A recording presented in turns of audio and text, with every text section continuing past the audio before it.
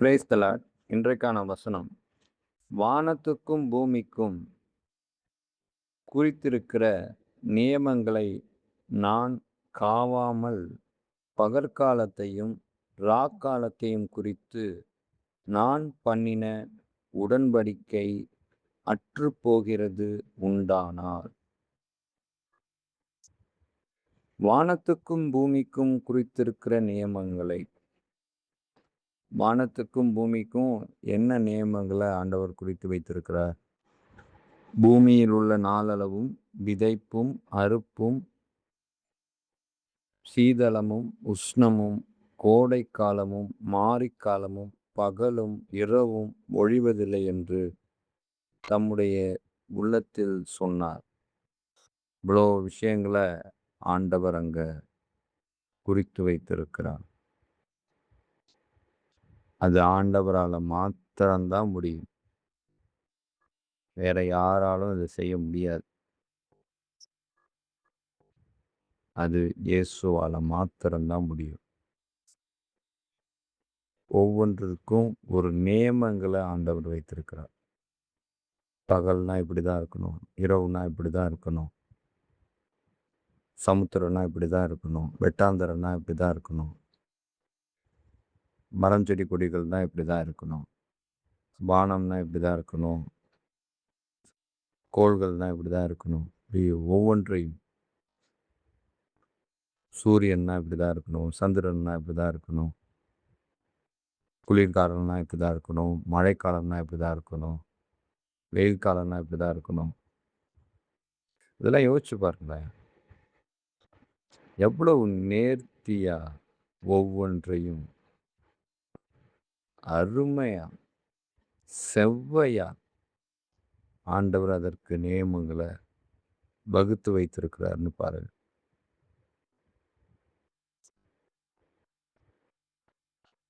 அந்த ஒரு நாள் 24 மணி நேரம்ன்ற ஒரு நியமங்களை ஆண்டவர் கொடுத்திருக்கிறார். அதுல இரவு இத்தனை மணி நேரம், பகல் இத்தனை மணி நேரம் பிரித்து வைத்திருக்கிறார். இதெல்லாம் நாம என்னைக்காவது யோசிச்சு பார்த்துருக்குறோமா? எல்லாவற்றையும் அவர் நியமித்து வைத்திருக்கிறார். எப்போ சூரியன் எழணும், எப்போ சூரியன் மறையணும்,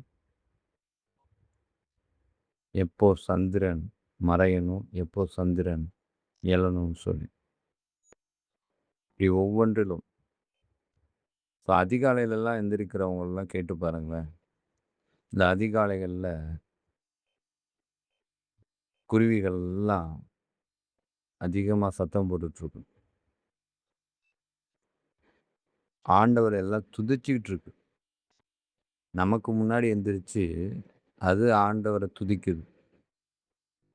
தன்னை படைத்த சிருஷ்டிகரை பார்த்து துதிக்குது, பாட்டு பாடி துதிக்குது, ஆரவாரத்தோடு துதிக்குது. அதிகாலையில் எந்திரிச்சிருக்கிறவங்க கண்டிப்பாக அதை நீங்கள் உணர்ந்திருக்கலாம். அவ்வளோ அருமையாக ஒவ்வொரு பறவைகளும் ஆண்டவரை பாட்டு பாடி துதிக்குது. எவ்வளோ அருமையான ஒரு நியமத்தை ஆண்டவர் செய்திருக்கிறார். இந்த நியமங்கள் எனக்கு முன்பாக இல்லாதபடிக்கு ஒழிந்து போனால் அப்பொழுது இஸ்ரவேல் சந்ததியும் எனக்கு முன்பாக என்றைக்கும் ஒரு ஜாதியாய் இராதபடிக்கு அற்றுப்போம் என்று கர்த்தர் சொல்லுகிறார். எப்படி ஒரு நிலைப்பாட்டை வைத்திருக்கிறார் ஆண்டவர். இந்த பிரபஞ்சம் அழிஞ்சு போனாதான் அந்த சந்ததி அழியும். அது வரைக்கும் அது அழியாது. நான் அதற்கு நியமங்களை அந்த சந்ததிக்கு, இஸ்ரவேல் சந்ததிக்கு நான் நியமத்தை கட்டளையிட்டிருக்கிறேன். இஸ்ரவேலராகிய அவங்களுக்கும் சரி, ஆவிக்குரிய இஸ்ரவேலராகிய நமக்கும் சரி, ஒரு நியமத்தை ஆண்டவர் வைத்திருக்கிறார். ஒரு வழிமுறையை ஆண்டவர் வைத்திருக்கிறார். ஒரு நீதியை ஆண்டவர் வைத்திருக்கிறார். இது மட்டும் இல்லாமல் இதில் இன்னொரு 2 விஷயத்தையும் ஆண்டவர் சொல்கிறார். பகல் காலம், ராக்காலம் அப்படின்னு. பகற்காலம் இருக்கும் மட்டும் நான் என்னை அனுப்பினவருடைய கிரியைகளை செய்ய வேண்டும். ஒருவனும் கிரியை செய்யக்கூடாத ராக்காலம் வருகிறது. இந்த பகல் காலம் கிரியை செய்யக்கூடிய காலம். அதாவது நாம வாழ்ந்துட்டு இருக்க இந்த வாழ்க்கையில ஆண்டவர் நமக்கு நியமித்திருக்கிற இந்த கிருபையின் பிரமாணம், சுயாதீன பிரமாணம், ஆவிக்குரியவர்கள், ஆண்டவரால் முத்தரிக்கப்பட்டவர்கள், ஆண்டவரால் நடத்தப்படுகிறவர்கள், ஆண்டவருக்குள்ளாக வாழ்கிறவர்கள், ஆண்டவரின் அழைப்பை பெற்றவர்கள், இவர்கள் எல்லாரும் இந்த காலத்துல கிரியை செய்யணும், செயல்படணும், செயலிலே காண்பிக்கணும் அப்படிங்கிறத ஆண்டவர் சொல்றார். நீங்க ஒருவேளை செயலிலே காண்பிக்காமல் போனால் ராக்காலம் ஒன்று வருகிறது. அதுதான் அந்தி கிறிஸ்துவின் காலம், உபத்திரவத்தின் காலம், மகா உபத்திரவத்தின் காலம். அப்போ ஒண்ணுமே பண்ண முடியாது.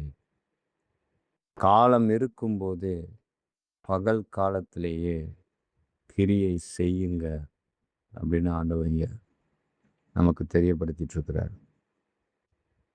இப்போ நாம செயல்படுகிறவர்களாய் காலத்தை பிரயோஜனப்படுத்திக் கொள்கிறவர்களாய், உபயோகப்படுத்திக் கொள்கிறவர்களாய், பயன்படுத்துகிறவர்களாய் இருக்கணும். இரவு சென்று போயிற்று, பகல் சமீபமாயிற்று. ஆகையால் அந்தகாரத்தின் கிரியைகளை நாம் தள்ளிவிட்டு ஒளியின் ஆயுதங்களை தரித்து கொள்ள கடவோம். இருள் சென்றுச்சு, நாம் இப்போ பகல் காலத்தில் இருக்கோம். எப்படி பகல் காலத்தில் இருக்கோம் நான் முன்னாடியே சொன்னேன். அப்படிப்பட்ட நிலைப்பாட்டில் நாம் வாழ்ந்துட்டு இருக்கோம்னா நம்ம பகல் காலத்தில் இருக்கோம். இருளில் இல்லை அப்படின்னு அர்த்தம். அப்படி இருந்தோம்னா நாம் என்ன பண்ணணும்? அந்தகாரத்தின் கிரியைகளை நம்ம விட்டு தள்ளி விட்டு ஒளியின் ஆயுதங்களை தரித்து கொள்ள கடவும். ஒளியின் ஆயுதம்னா என்ன?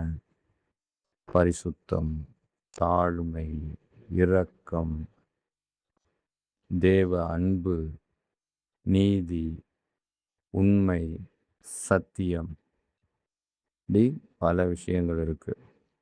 ஆவின் கனி 9 இருக்கு. இப்படி அனைத்தும் அந்த ஒளியின் ஆயுதமாக இருக்குது. ஒளி இயேசு கிறிஸ்து. இயேசு கிறிஸ்து என்னென்னவெல்லாம் செய்தாரோ அதை நாம் தரித்து கொள்ள வேண்டும். அடுத்தபடியா இரவு, ராக்காலம். ராக்காலம் ஒன்று நம் வாழ்க்கையில் வந்திருக்கலாம். அதை நம்ம போட்டு படாத பாடுபடுத்தலாம். இந்த ராக்காலம் எப்படிப்பட்டது?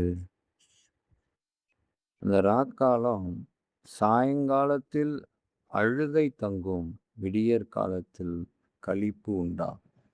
இந்த ராக்காலம் நிரந்தரம் அல்ல.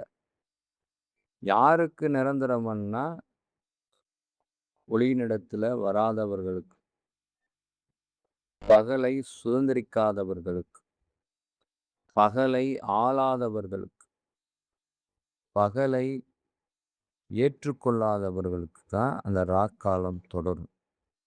மற்றவர்களுக்கு அது சாயங்காலத்தில் இருக்கும், விடியற் காலமோ அது களிப்பாய் மாறும். இந்த ராக்காலம் பகலாய் மாறும். அங்கே ஒளி வீசும். இது கர்த்தர் சொல்லுகிறது. ஒட்டுமொத்தமாக கர்த்தர் சொல்றது, எல்லாத்துக்கும் ஒரு நியமம் வைத்திருக்கிறேன். அந்த நியமத்தின்படி, அந்த வழிமுறையின்படி தான், அந்த ஒழுக்கத்தின்படி தான் நடக்கணும்.